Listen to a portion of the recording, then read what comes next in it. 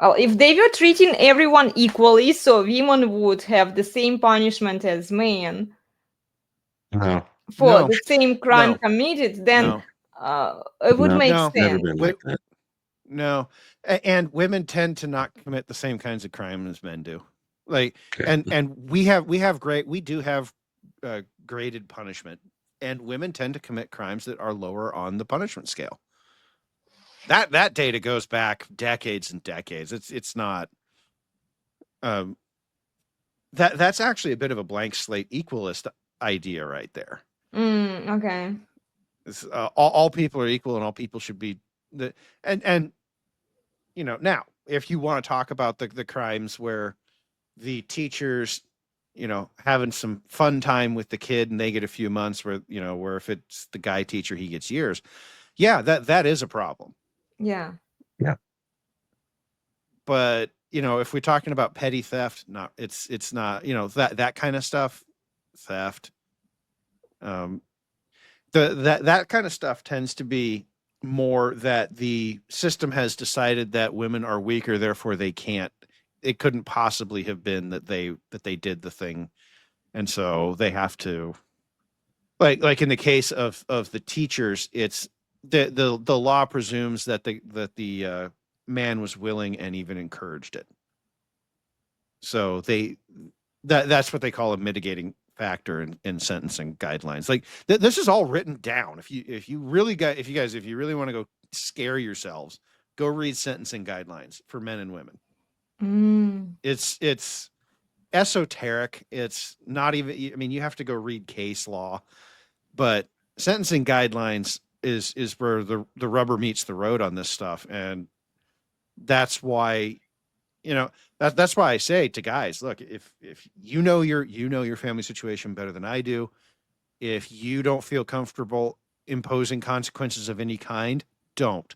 It will Yeah. come back to you. And this is why. Because for guys, the sentencing guidelines are always going to be worse for a whole class of things. But you are equal under the eyes of the law, but there is wide discretion on the application. Okay. So the system can decide how much of the law it wants to apply to you. And so you're still technically equal under the eyes of the law. A woman can be put up for the same crime that a guy can be. In almost every case, it's the details of what the consequences are that get kind of fucked up. Yeah. So, and as guys, we have to whenever we talk about consequences for women, we have to be aware of that. And if to any of the guys out there listening, I don't know if what you in the comments or whatever, what you were expecting me to come on here and say. But, one thing I want to say, and we're not over an hour in now, and I've only now get around to saying this. I've never once laid hands on Elena in anger. The only time I've laid hands on her, she's been asking for it, shall we say.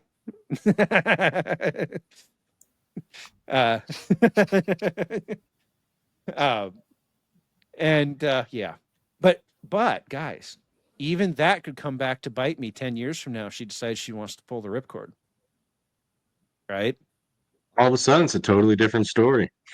Right. And you don't have to bring evidence. No, you don't. In a family No, law court. yeah, this is what really bothers me because they can falsely accuse a man like she did to you, Nick, and then the state blindly trusts the woman.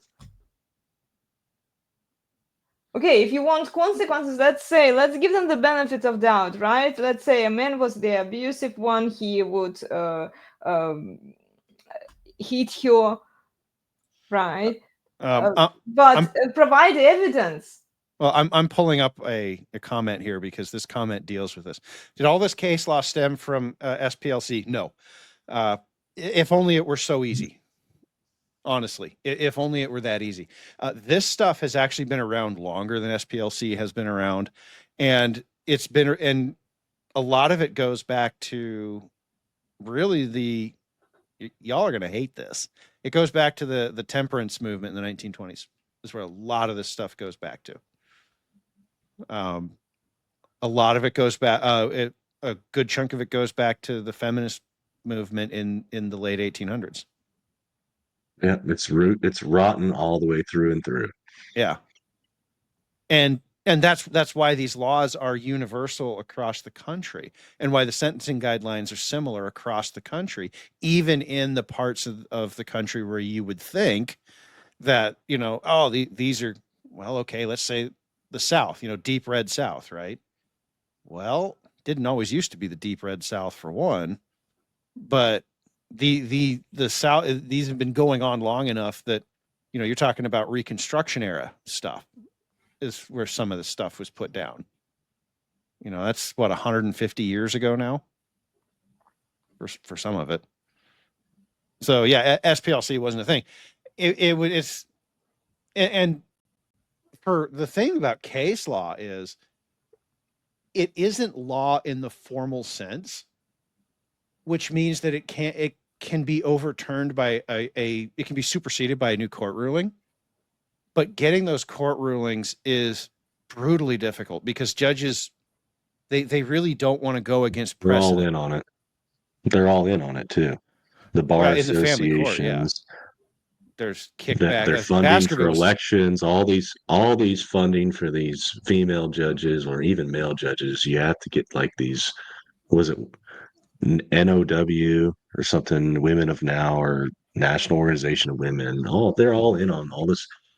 Campaigning elections for judges, and you think the Republican Party is going to help you? No, they're all lock in step with the feminist message.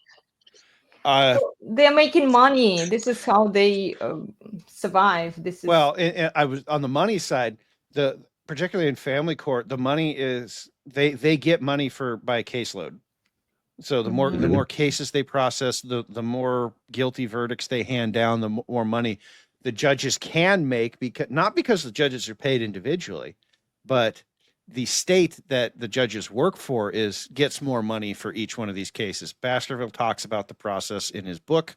Mm-hmm. We've talked about it on our channel as well. Natural law, yeah. Right. So, it's not as simple as, you're going to start hearing this quote more. H.L. Mencken, he said, for every complex problem, there's an answer that is clear, simple, and wrong.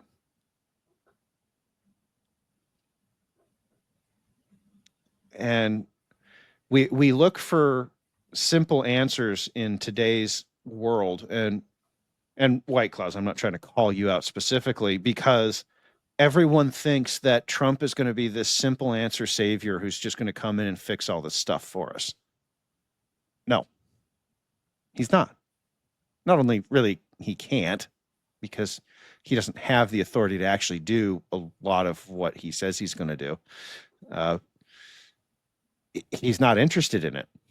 A lot of, it's what Nick was saying. The Republican Party is not some savior that's going to ride in and restore natural law and restore men to their proper place in the world. They're all in on this too. The Republican Party built a lot of the system that you're suffering under today. They did. I know that's not a popular thing to say right now in this ebullient mood of victory that we're in post-election, but they're not your friends. They might be your allies today, and I'm not against working with them at all.